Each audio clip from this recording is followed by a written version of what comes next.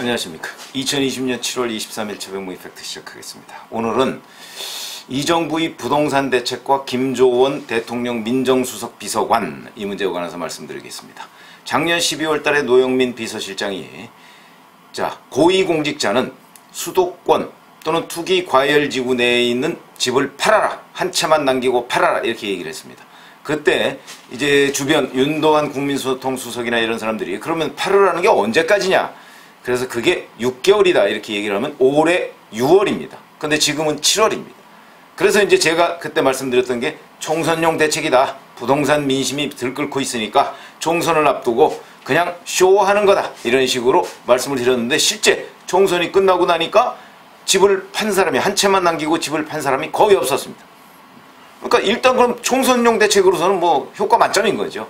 그런 식으로 해서 총선을 넘겼는데 그래서 뭐 결국 압승을 했죠. 뭐 그것 때문에 압승한 건 아니지만 그리고 나서 이제 그 이후에 부동산 문제가 계속해서 민심이 나빠지니까 이제는 또다시 노영민 비서실장이 그래 한 채만 남기고 팔아라 이런 식으로 얘기하는 게 유효하다 이렇게 얘기를 하면서 본인도 청주 아파트와 서울 반포 설해마을에 있는 아파트를 뭐 두 개를 처음에는 뭐 청주 판다고 그랬다가 아니죠. 그렇죠. 처음에 청주 판다고 그랬다가 나중에 뭐 반포까지 판다고 그러고 뭐 막 혼선이 있었습니다.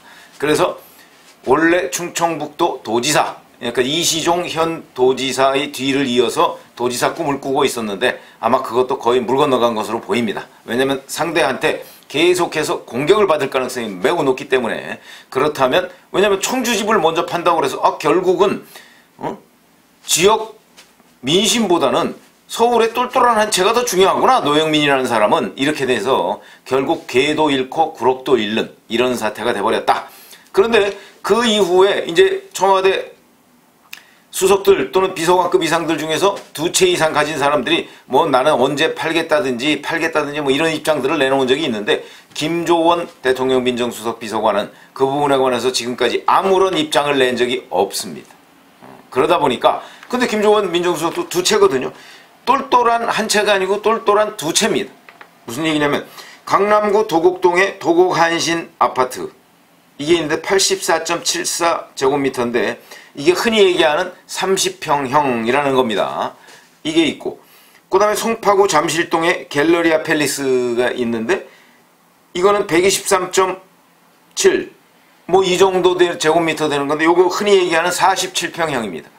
그런데 도곡동 도곡한신은 대략 한 지금 17억 5천만 원의 매물이 나와 있다고 하더군요. 물론 거래는 안 되고 있지만 이게 아주 드물다고 합니다.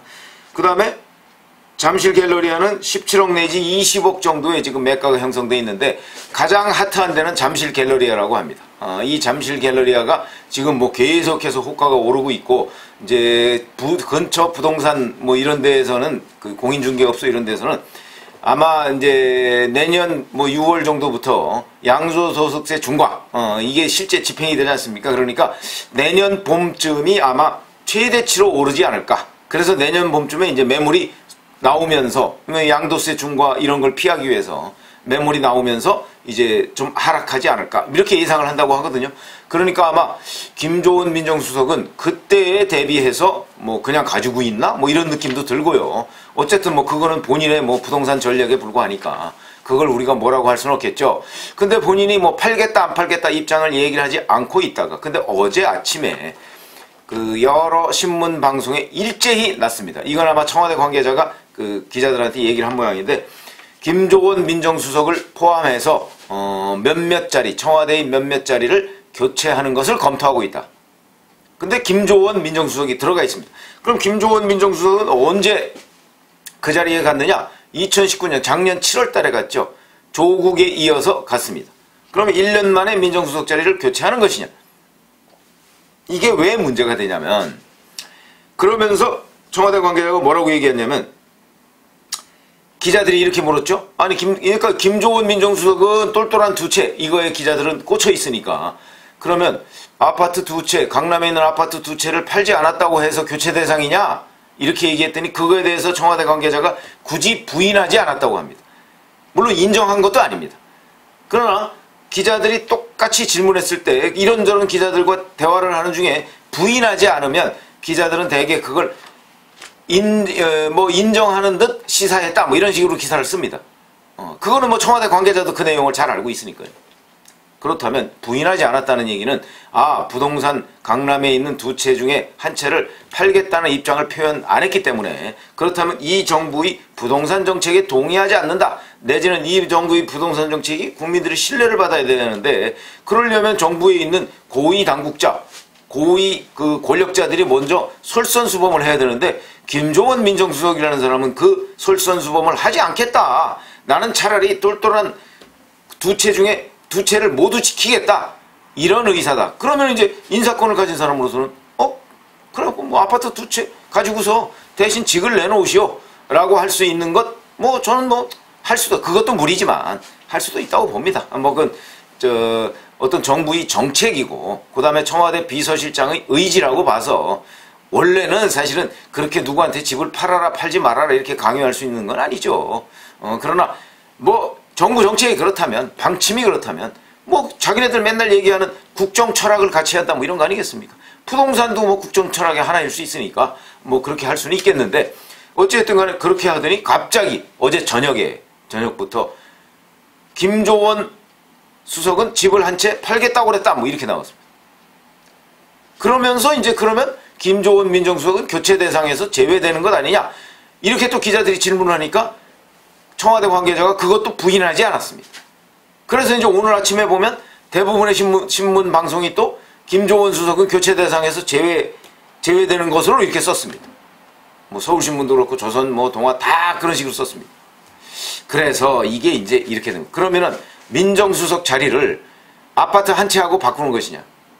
그럼 민정수석 자리가 이 17억 5천 뭐 18억 어쩌고 이 정도 된다면, 그 중에 만약에 판다면 아마 뭐 이 사람이 뭐 장기 보유 특별 공제 뭐 이런 걸 얼마나 받는지는 모르겠으나 대략 한 뭐 양도소득세로 한 10억쯤 낸다고 본다면 결국 민정수석 자리가 10억짜리 자리냐, 민정수석이라는 자리를 아파트 한 채와 맞바꿀 수 있는 자리냐, 과연 이게 정권 담당자들로서 정말 할 수 있는 선택이냐, 이런 문제점이 나온다는 것이죠.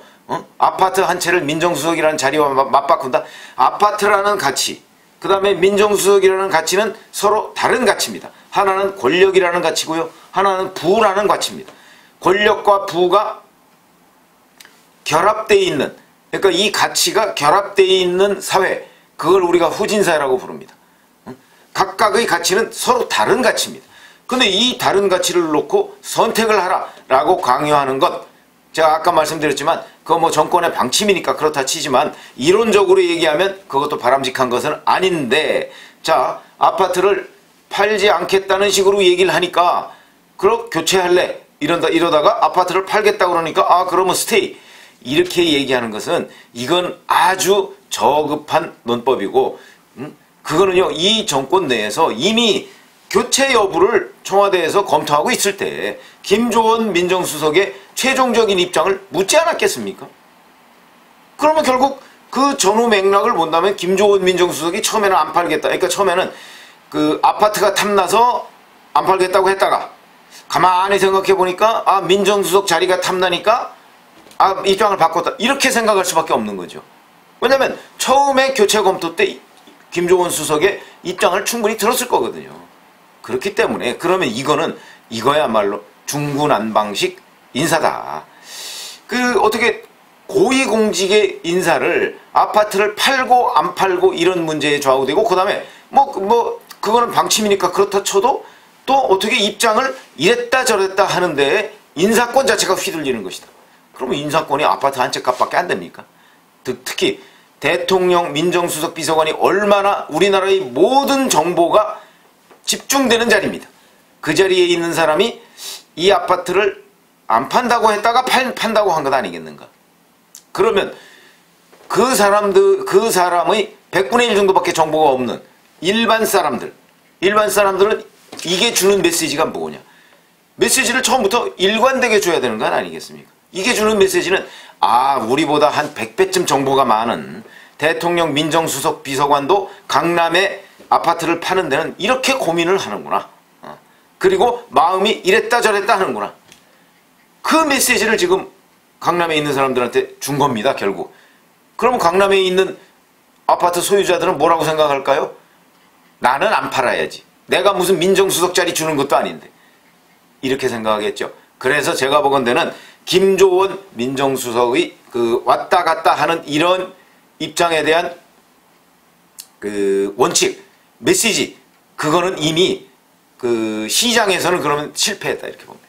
그렇기 때문에 이제라도 뭐 청와대 관계자가 뭐 김조원 민정수석이 아파트를 안 팔기 때문에 교체하느냐 여기에 부인하지 않고, 그 다음에 그럼 아파트를 판다고 했기 때문에 뭐 스테이냐 이 부분에 대해서 둘 다 부인하지 않았지만 이미 김조원 민정수석의 이러저러한 그 입장에 대한 그 메시지는 저는 오히려 더 명확해졌다.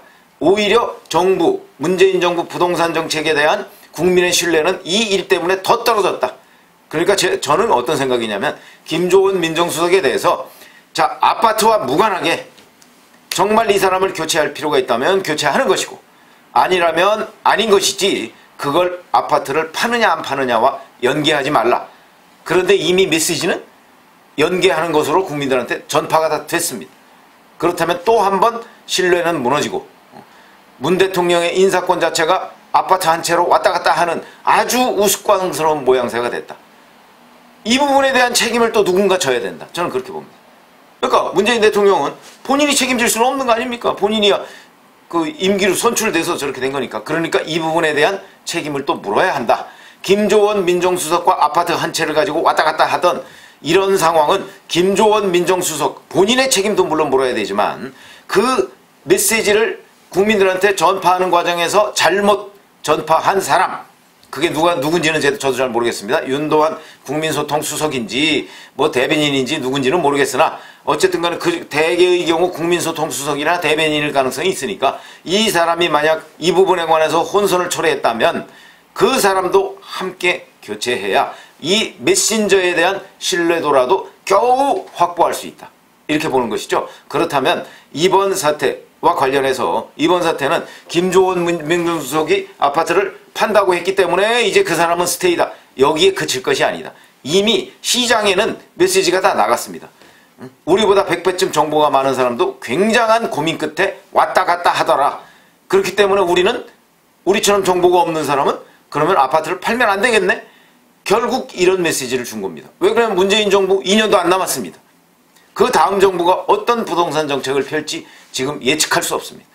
부동산 정책은 저는 늘 그런 입장이지만 결코 시장을 이길 수가 없습니다. 지금도 그 중앙일보가 그렇게 썼더군요. 김현미 국토부 장관이라는 사람이 결국 경제 원론과 싸우다가 이 지경까지 왔다.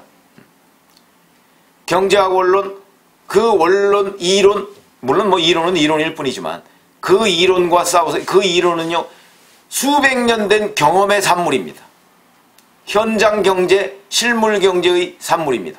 그런데 그 자기가 뭘 안다고 그 경제학 이론과 싸워서 이기려고 한다. 그러니까 22번째 아파트 대책이 나오고 또 뭐 22번째가 뭡니까? 또 저 세금 문제와 관련해서 그제 또 발표했더군요. 그것도 결국 아파트 대책 아닙니까? 행정수도 뭐 이전 얘기를 또 김태년 원내대표가 했던데 그것도 결국은 아파트 대책입니다. 국면 전환용.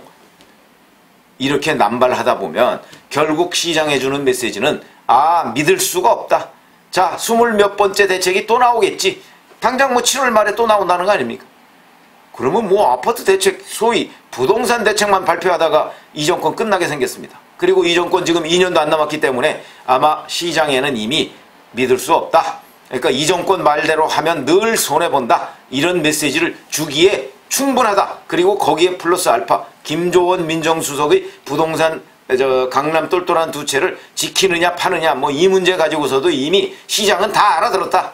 그렇기 때문에 그 신뢰, 이미 다 무너진 신뢰를 조금이라도 회복하려면 김조원 민정수석에 대한 문책은 물론 할 것이며 이 사람이 아파트를 파느냐 안 파느냐는 문제를 가지고 국민들한테 잘못된 메시지를 주었던 청와대 관계자 그 사람 역시 교체 대상에 포함돼야 그나마 완전히 무너졌던 신뢰를 조금이나마 회복할 수 있는 것이 아닌가 저는 이런 생각이 들어서 말씀을 드렸습니다. 감사합니다.